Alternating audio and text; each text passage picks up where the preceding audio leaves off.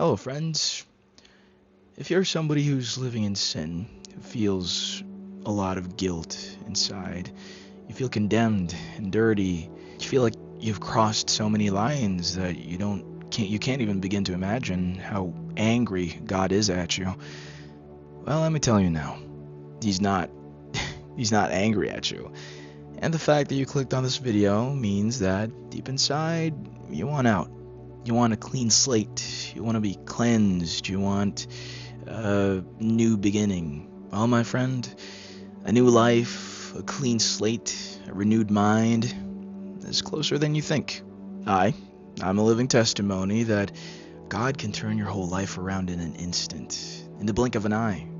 I'm not kidding, in the blink of an eye. But before we discuss where to even begin to ask God to turn your life around, let me tell you my story. So, I grew up in a Christ-centered household. I grew up in church. I grew up with both of my parents as ministers. Even lived within a Bible school, because they also taught at said Bible school.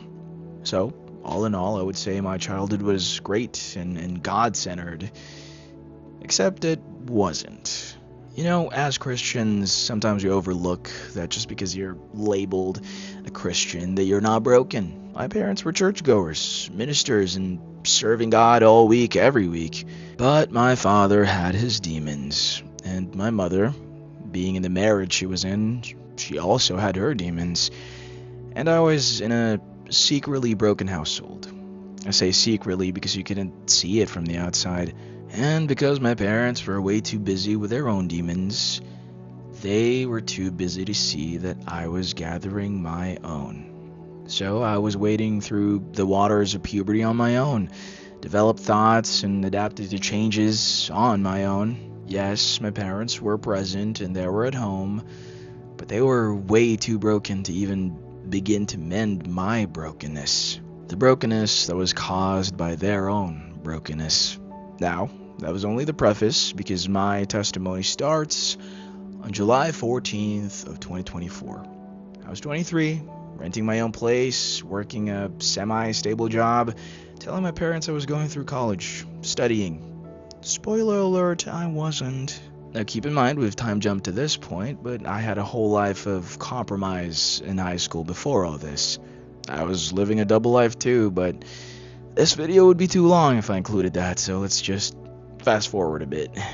So, July 14th of 2024, someone I thought I would build a life with, someone I thought I would marry, someone I thought I would start a family with, someone I thought was the love of my life, broke up with me. And the worst part is, she did it unwillingly. A family member made her do it. And you might be saying, well, she didn't love you that much then if she didn't fight for you. Well, the person who made her do it was a family member who could take away something she was relying on to live.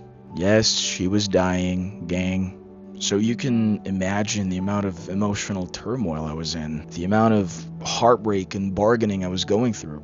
I couldn't function for months. I just laid in bed, looking at the ceiling, high out of my mind. Yep, I turned to drugs. I turned to weed. I turned to anything that would numb the pain. Casual relationships, alcohol, weed, anything under the sun to fill that God-shaped void in my heart. So that continued on, and things got a bit tolerable. Things got better to the point where I could function and eat and actually take a shower. All the things you need to be alive. But I was already dependent on drugs. On top of that, I was smoking and vaping, and to me that was normal. Ask any college-aged kid and they would tell you the same. So now, that was what my life was like until December of 2024. The start of 2025, I went home, told my parents I wanted to pursue another course, but really I just wanted to be home to save money so I could spend it more on drugs. So the start of 2025 was, in a Christian lens, way worse than 2024. I was in the praise and worship team. I was doing sermons for the youth, and every time the service ended, I would go to the store, smoke cigarettes, smoke weed at home. I say 2025 is worse than 2024 because I was pretending. I was living a double life, misleading God's people, and I do believe that's a way heavier burden. Now, fast forward to March 2025, I was still working as a voice actor. Oh, yeah, by the way, I worked as a voice actor. And I told my parents that I was casted in a big role for a big project, so I had to go to Manila. If you didn't know, Manila is in the Philippines. Yes, I live in the Philippines. But really, the only reason I was going there was to party with my friends and do more drugs. There was no job. There was no voice acting role. And specifically, a friend wanted me to try Molly. This time, all I've ever had was weed. I haven't tried any of the other stuff. So I get there, all's exciting, all's fun, because these are online friends that I haven't seen in real life up to that point. So yeah, it was all, oh my god, we've finally seen each other. Bear with me here, we're getting close now. So, March 22, 2025. Me and my friend, the guy who wanted me to try Molly, are headed to a condominium. This was after we went drinking at a club and smoked cigarettes outside. Now this is where it takes a turn because turns out my friend's plug ran out of Molly, and instead he bought acid, LSD. That is a crazy jump. If you didn't know, Molly just makes you feel good. Molly amplifies like positive emotions and gives you a body high. But taking LSD, taking acid is like a Russian roulette. But one thing is for certain, you will see, hear, and feel things. You will hallucinate.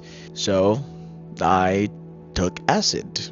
Now it takes an hour for the acid to kick in. So while we're waiting, we were also getting high on weed. So I'm double high. I remember my thoughts before the acid kicked in was like, oh, I could get used to this. This could be a nice circle to have. We could do this every weekend, blah blah blah.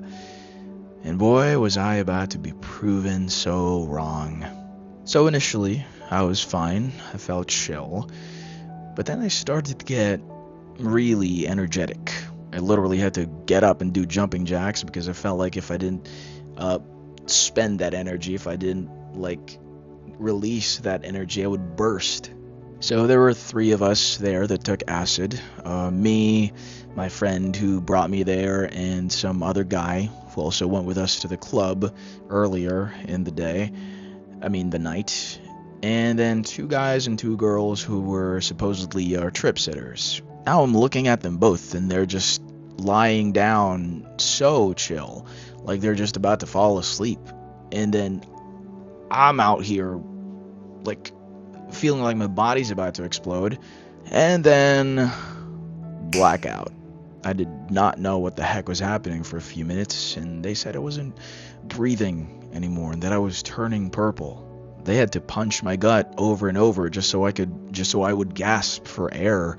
All I remember for the first few minutes of that trip was this sense of dread, the sense that I was about to die, and at the same time I also had the sense that I was spiraling into insanity, like I was about to lose my mind. I saw the scared faces of the people there. Everybody in that room knew I was a danger to them. I knew I was a danger to them. So those 3 things just kept fighting for the driver's seat. My sense of dread, of dying, of me losing my mind or going insane, and of me being scared that I might unknowingly harm somebody. But at some point, it was the sense of dread that won. I held my friend's hand and I said, I knew I was gonna go. I knew this was it. And to tell my parents that I love them and to not be angry. My breathing was slowing down. I could feel that I was going.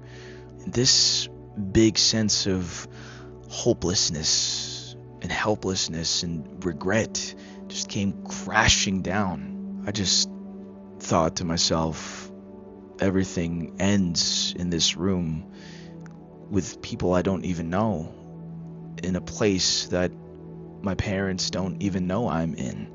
I just imagined the heartbreak they would experience losing a son to drugs and not knowing if in my last moments I was able to ask God for forgiveness and repent. I did, though. I did. I asked God to forgive me for all my sins.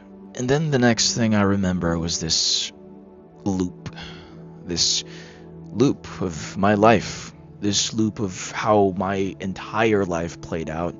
But as cartoon, as a show, as cartoons, as 3D objects. I don't know. It's like I was watching a series of YouTube videos, and it always ended up in that room, me being in that room, dead. I can't describe the feeling, but it was like trying to run to a finish line, trying to run toward a finish line, and then when you're so close to it already, you go back to your starting point. It was a loop of me seeing how I wasted my life, how I only ever cared about the mundane, secular things in this world that would not matter when I died. I felt helpless, hopeless. I thought to myself that it was the waiting line to hell, or hell itself. It was torture, thinking I was gonna escape the loop, but then just being brought back to the beginning again. So I called out for help to the only one I knew could truly help. It didn't matter if I thought I was in hell. I had to try, at least. So I called for God. I called for a way out. I called for Jesus. And the next thing I know, there's just this warmth in my chest, and then I hear water flowing, and then out of nowhere a bright, blinding light just shines through, and in the middle of it was a cross. And then I heard a voice say, "This is your second chance. I'm not gonna do this again." And peace, comfort, and this gigantic sense of relief and gratitude just came over me. I was free. I was saved. And in that moment, I knew this wasn't my life anymore. I was given a second chance, but not to live for myself, to carry out God's will in my life. And after being saved from that loop, he showed me what he wanted me to do. The ministry he had for me. He said I had a story to tell, and he pointed to everyone in that room and said that my job is to spread the word to people like them. Lost souls who have also tried to fill the God-shaped void in their hearts with drugs, sexual relations, and many other addictions. And there was a whole other conversation with God about what I needed to change in my life, but it's gonna make this video way longer. And I don't think that's essential to my story anymore. And before we move on, I just want to address the dread and dying part. After my experience, I've researched the effects of LSD, and specifically going through a bad trip, which is 100% what I went through. It turns out when you have a bad trip, you will have an overly paranoid fear of dying, a sense of dread, and feeling like you're going insane. But it does not discount the hopelessness and helplessness I felt in that moment. In my mind, I was about to die. In my mind, I was breathing my last moments. I felt the regret of not turning to God and repenting for my sins. Now, we could argue that my whole experience wasn't God, and it was just the drugs. But the doors he's opened for me since, being appointed a youth leader, the opportunity out of nowhere to create an organization that deals with youth in conflict with the law, out of nowhere. That's heavily tied to my ministry, and it just fell into my lap. It's not a coincidence.